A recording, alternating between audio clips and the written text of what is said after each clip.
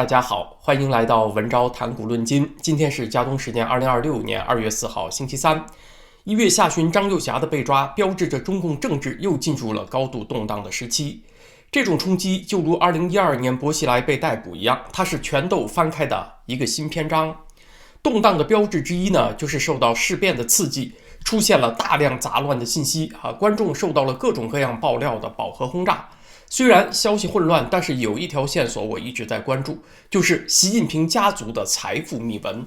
最近有這方面的新消息，爆料的矛頭再次指向了習近平的大姐齊喬喬和姐夫鄧家貴，說他們夫妻倆壟斷了從委內瑞拉和伊朗進口廉價石油的渠道，他們拿到廉價石油之後，再強迫高價賣給中石化。也就是說，這夫妻倆利用手中的權力，充當了一個本來不應該存在也不必要存在的壟斷性中介從中謀取暴利。而且爆料還透露了習近平家族的財富規模，甚至還提到了習近平夫妻倆自己的財富規模。這個爆料的內容非常驚悚，涉及的數額很可能許多朋友覺得是經不起推敲的。我後面會具體分析這些數字。當然，現在不可能有人真的能做這方面的認真審計所以我下面做的分析肯定是帶有一些主觀揣測成分的。那我為什麼要轉這些消息呢？那是由於它給我們勾勒出了一條中共頂層權貴斂財的路線圖，讓我們看到了不受控的權力是如何比印鈔機更有效率造富的。這是沒有接觸過權力的普通大眾隨你怎麼放飛頭腦思緒飛揚都想象不出來的。為了講明白今天的問題今天確實要講的話腦回路比較長，我這裡呢也得先給大家勾勒出一幅路線圖，看看習近平家族是怎麼被人爆料的這個爆料故事是怎麼一步一步變得更加驚悚的。其實這已經不是對習近平家族的第一波爆料了，粗略算起來呢，至少是第4波了。所以請觀眾們耐心看到後面，大家關心的問題都會有解答。第一波爆料是發生在2012年習近平上台以前，是由彭博社給爆出來的。不錯，那個時候負擔爆料的還是西方大媒體。當時由於抓捕薄熙來，引發了中共第一波大亂鬥，從總理溫家寶到當時的國家副主席習近平都有被揭底。溫家寶是力主拿下薄熙來的主要人物，所以《紐約時報》在2012年出了《總理家庭的隱秘財富》這篇文章，恰好就是在18大之前卡住這個時間點，給溫家寶最大的殺傷。這篇文章的結論是，溫家寶的家人所控制的財產達到了27億美元你一聽27億好像不是那麼多，但是這對於向來以清廉和愛民形象示人的溫家寶，這個數字就不小了，就算很有殺傷力了。事後主流的分析意見認為，當時給《紐約時報》提供線索的是誰呢？是周永康控制的情報部門。周永康是薄熙來的盟友，溫家寶以反腐的名義拿下薄熙來，周永康就以同樣的方式反擊，顯得你也是以腐治腐嘛，屁股誰都不乾淨請注意，這基本上也就是中共其后權鬥的一貫模式。你說我腐敗，我也揭你腐敗的底，大家誰都不乾淨，也就誰都別裝純潔，大哥不要說二哥。而習近平家族呢，是這一波大亂鬥當中被殃及的池魚，本來不關他們家什麼事兒的，但是卻被連帶着爆料。那為什麼不連帶別人呢？因為習近平當時已經是確定的接班人，周永康挑他作為打擊目標，是做出一個掀桌子的姿勢，就是說，如果胡溫你們不放薄熙來，那我就讓你們的接班計劃也黃掉我就破壞大局。於是就想威脅中共元老和現任高層都妥協。但是周沒有膽子真的掀桌子，他的虛張聲勢沒有成功，最後習近平還是成功接班了。反而這一鬧成了習近平日後一定要清算周永康的理由，以這種方式阻止他接班那就等於軟性政变了嘛。以習近平的那個性格，他是不會放過你的。在2012年彭博社的爆料當中，記者的線索是圍繞在習近平的大姐齊喬喬和姐夫鄧家貴，還有他的外甥女張雁南身上。在其後的多輪爆料當中，齊喬喬和鄧家貴都是焦點，也包括了最近這一輪。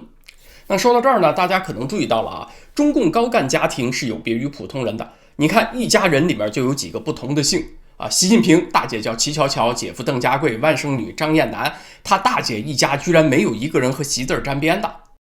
為什麼這麼怪呢？這是出自於中共早期的傳統。中共高幹的婚姻關係不太像是普通人的婚姻關係，它更多體現為同事關係、同志關係以及政治上的盟友關係，家庭味兒不重，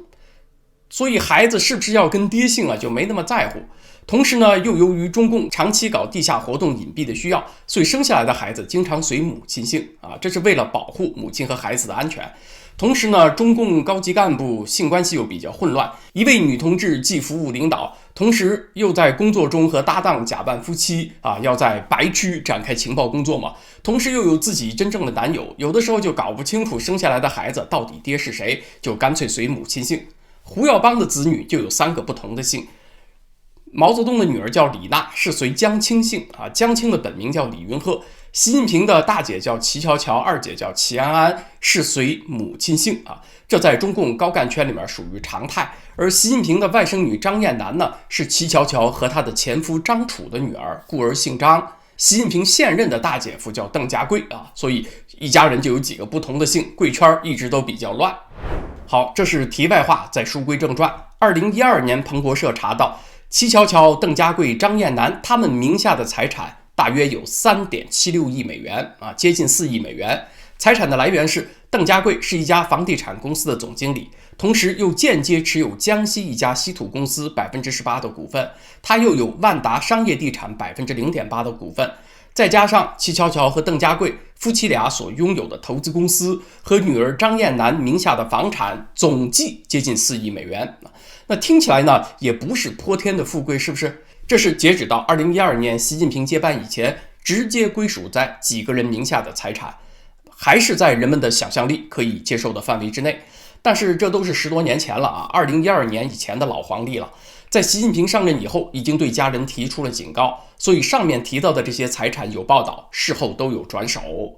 其實早在2012年以前，中共權貴就已經意識到了另外一種東西的妙用，就是離岸公司。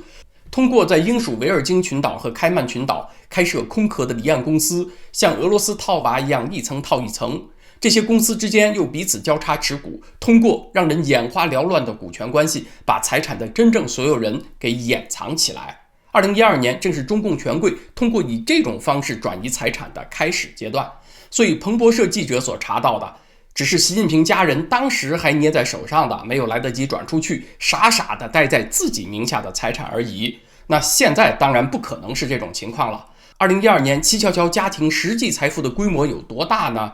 我估計是彭博社所查到的幾倍到10倍，這麼估算都是合理的。這是第一波爆料，發生在2012年。第二波爆料發生在2016年，就是著名的巴拿馬文件事件。有大批中共權貴的家族通過設在巴拿馬的莫薩克馮塞卡律師事務所，在前面所說的 BVI 也就是英屬維爾京群島，在那裡開設離岸公司。2015年，有人把這些法律文件搞了出來，先透露給了德國的南德意志報，然後發給了國際調查記者聯盟，意思就是我負責爆料你們負責去調查曝光。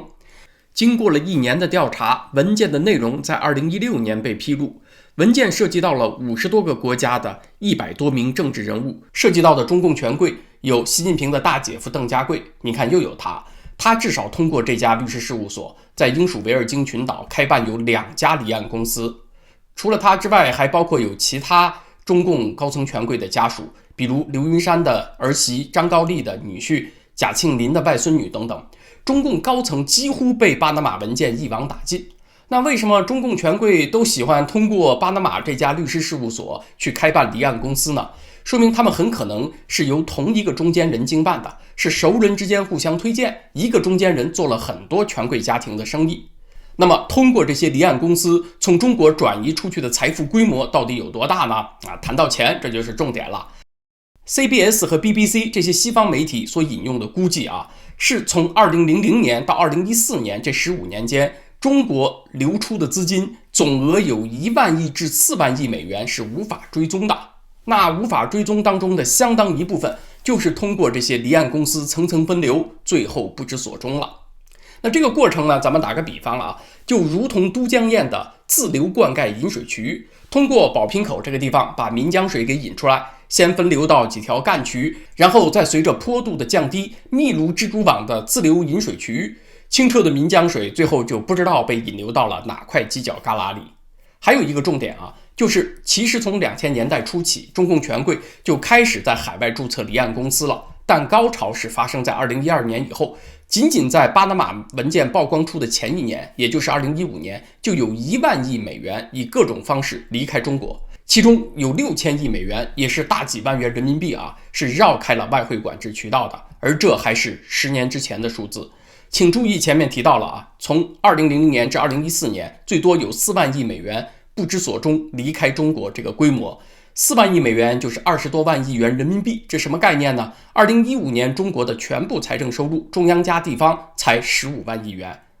而流出的資金就超過了2015年全年的財政收入了。在這個龐大的資金裡面，當然也有習家的一份。那這個時候，我想大家就能夠對那個潑天富貴到底有多潑天有一點具體的感覺了。咱們講到每一波爆料的時候，都得提它的政治背景。爆料人的身份至今是謎，很可能并不來自於中國，但爆料對中國的政治形勢產生了直接影響。2014年至2015年正是習近平反腐運動的高峰，周永康和郭伯雄被判刑都是在2015年，而且那段時間也是牆外傳聞習江鬥，習近平和江澤民派系鬥爭最激烈的時刻。這波爆料之後，習近平全面收緊了監管制度，紅色權貴整體上受到了習近平更強的干預。第3波爆料是 COVID 的疫情期間和其後，這個階段的爆料就體現出了新的特點，就不再是放料給西方大媒體了，而是通過自媒體爆料。可見經過疫情這幾年的親自指揮、親自控制，習近平的權力加強了很多，對消息的控制力度也強了很多。那這一個階段爆料的重點呢，就是核酸和抗原檢測行業。爆料的對象也從皇姐戚喬喬、駙馬鄧家貴擴展到了玉帝啊，也就是習近平的弟弟習遠平家庭。當朝皇上的姐姐在中國古代的輩分啊，一般稱之為長公主，所以習近平的大姐戚喬喬、二姐戚安安都是長公主。而第3波爆料就和玉帝習遠平有聯繫了。被爆料的前台人物，也是風口浪尖的人物，是核子基因的創始人張和子。這個人之所以特別引人注目啊，是由於他在疫情期間通過加盟的方式，迅速建立了34家實驗室啊，覆蓋了許多大城市。截止到2022年11月清零結束以前，張和子實際控制的企業達到了70多家，創建了一個龐大的核酸帝國。公司自己聲稱，疫情期間為多達7億人提供過核酸檢測。在2年的時間裡啊，核子基因至少有4次被曝光出來，那個檢測結果造假。他造假的一般手法是，其實實驗室根本沒有能力在短時間內完成對很大範圍人口的檢查，是沒有辦法按時輸出結果的。那他怎麼辦呢？他就私自修改混檢的標準，本來應該是10份樣本混成1份，如果有1份混檢樣本檢測出陽性，就可以把懷疑範圍縮小到這10個人嘛，就先把這10個人摁住，然後再對這10個人單個進行檢測，就能找出誰是被感染者。那這樣做本身呢，就是為了提高檢測速度。可是为了節約成本張和子的實驗室連這都不做他就私自稀釋樣本，把10混1改成20混1， 20混1改成30混1或者更多。如果這麼做都來不及出結果，那就直接修改數據造假了，沒有檢測的就一概寫成是陰性。這麼做的目的是為了保持檢測的效率和業務的連貫性。但是就是這麼一家屢屢違規的企業，卻被一路開綠燈，規模迅速擴張，還不斷的接到檢測大單。因為這家公司積累了巨大的負面輿論，有人就上心了，為什麼他惡評這麼多，還能生意越做越大呢？就覺得他不簡單，就去挖他的背景，一挖就挖出了和習近平家族的聯繫。